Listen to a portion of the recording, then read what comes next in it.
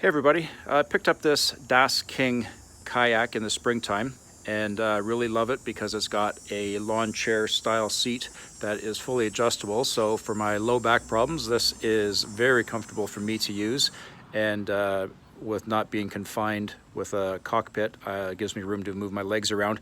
The only challenge I have is the weight of it and carrying it to the beach if we're not near water when we're camping. So with this particular kayak, as you can see, where are they here?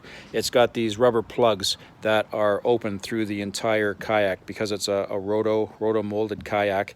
I thought I would utilize these holes to support the cart that I made. So the plugs go down a couple inches, and what I did was I put this little cart together. It's got just some plastic wheels that I picked up at Princess Auto here in Canada. You can put any size wheel you want on it, but they're just a rigid wheel, no air in them at all. The cart that I made is all steel, primarily because that is all I am capable of welding with my existing machine. So it's made of 1x2 1x2 rectangular steel. I think it's like 100 wall. That's just what I had laying around. And the tube diameters here are about 1.5 inches, and they're probably about 2.5, 3 inches tall.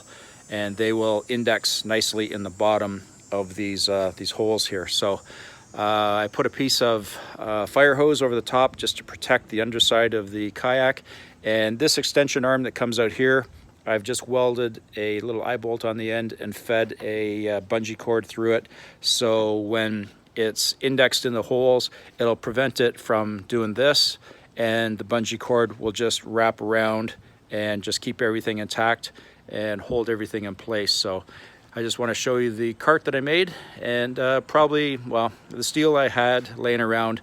The wheels I think were about $10 each, and if you had to buy it, I'm not sure what your steel prices are, but it should be pretty reasonable. So anyways, this is just part one, showing you the components of the cart.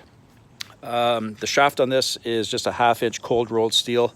Works nicely with the wheels that I've got. So just make sure that the wheels you use, you get the correct size axle for it, and it's just held in place. I drilled the end and stuck a cotter pin in, and it rolls very nicely. So anyways, end of part one. The next video I will have it installed and on, and I'll show you just how it all fits and goes together.